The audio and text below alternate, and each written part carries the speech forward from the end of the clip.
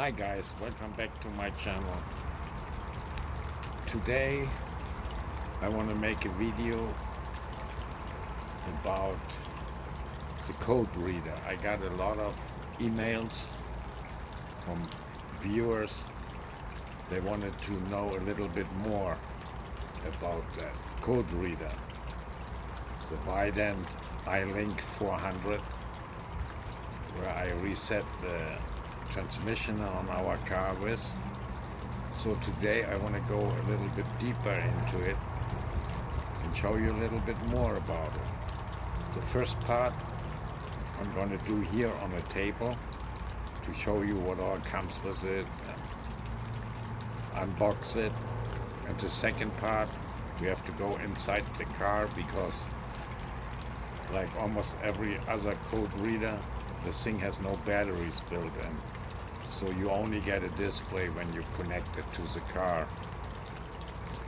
So let's start on it.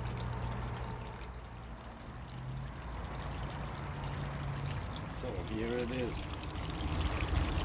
The box it came in.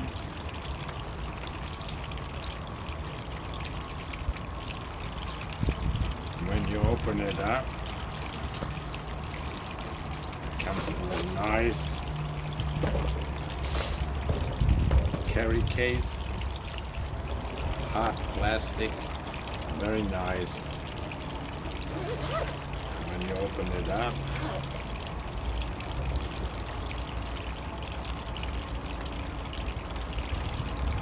there's the code reader itself, and then a little pack, paperwork, and another important thing. So when you open the paperwork, it comes with an instruction, warranty information, and. So you open it up, there's the paperwork.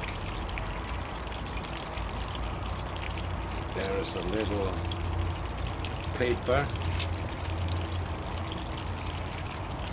with your serial number and the code in there. This code you need later to upload the software. I get a little bit detailed into that after a minute. So this is the paperwork that comes with it, just normal user manual, warranty information, and then there's this little thing in there that's very important because this is a little USB stick. And what you do, there's a micro SD card in this slot. You just take it out like this, push in, pull it out. Here it is. It has a holographic sticker on it, and that goes up towards the display when you put it in. But this little SD card, you stick it in here,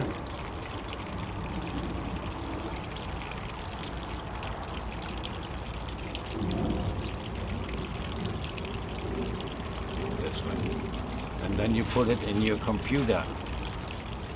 And on the website from Vident, Vident.com, you can update your software or buy new one. And you put this thing in your USB port of the computer. Okay, so this is the code reader itself. Whoever watched my first video about reset the code P1745, who already knows how it looks like. But this is how it looks like. There is the plug-in into your car, and anything else we can see when we plug it in. There are buttons F1, F2, F3. There's arrows up, down, left, right. There's an OK button. There's an escape button. There's a question mark for if you don't know where you are in, you can push it. and it tells you what are you looking at right now. And there's another one, page up, page down. So that is it for now outside here. I see you back in the car. Thank you. So guys, here we are back in the car, and now you can see how it looks like when you plug it in to your port in your car, which is normally located underneath the dashboard. So as you can see, you got three different choices here. It's the normal OBD2, then you got the Chrysler, and then you got another Chrysler. Well, the difference between is the OBD2, it's like any other OBD2 reader. It gives you certain things you can read out, you can reset, but it's very limited. Then the Chrysler, the second one, it gives you a little bit more choices. Let me show you. You just use your arrow keys, go over, and then you tap OK. And then it starts loading up.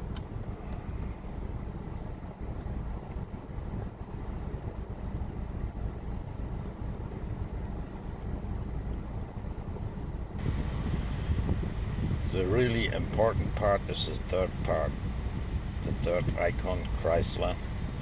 And when you buy the reader, you get those three. They come with it. You can decide if you want Chrysler, BMW, Mercedes, whatsoever. They are free. And then after that, for every other car manufacturer, I guess it's $60 you have to pay and download on the internet. So after it is done, it says automatic selection, manual selection. You go like before, use your arrow keys and press OK.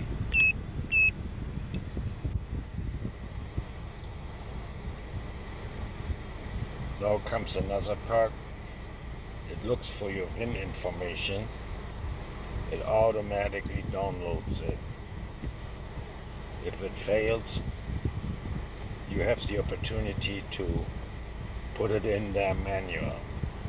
So then it knows exactly what kind of car you have. So it would read the specific codes for just that car that you have. As you can see, it figured out what kind of car I have. So this is the one part. You just go over and say OK.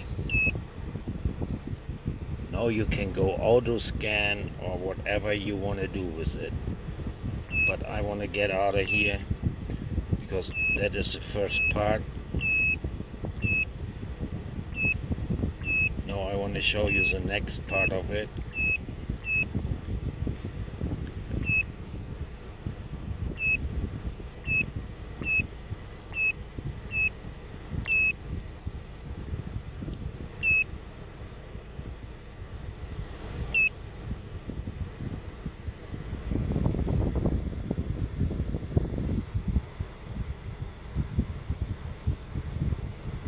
Now we are going to the third one, to the Chrysler. It has a little hammer and wrench down there, so that means mechanic wise. So we just press OK. And now we are going into it. And as you can see, you got all kinds of options here that you don't have with a normal OBD2 reader or with a normal Chrysler checkup. As you can see, There are a lot of options here.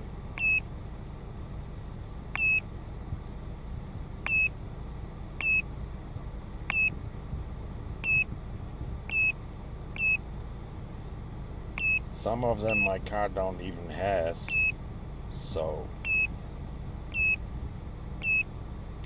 let's scroll through it until you find what you're looking for.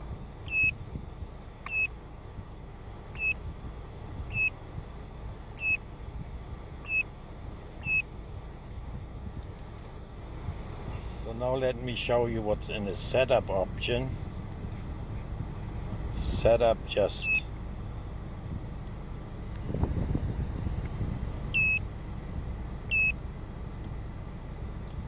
there you can choose your language, your units, what kind of beep.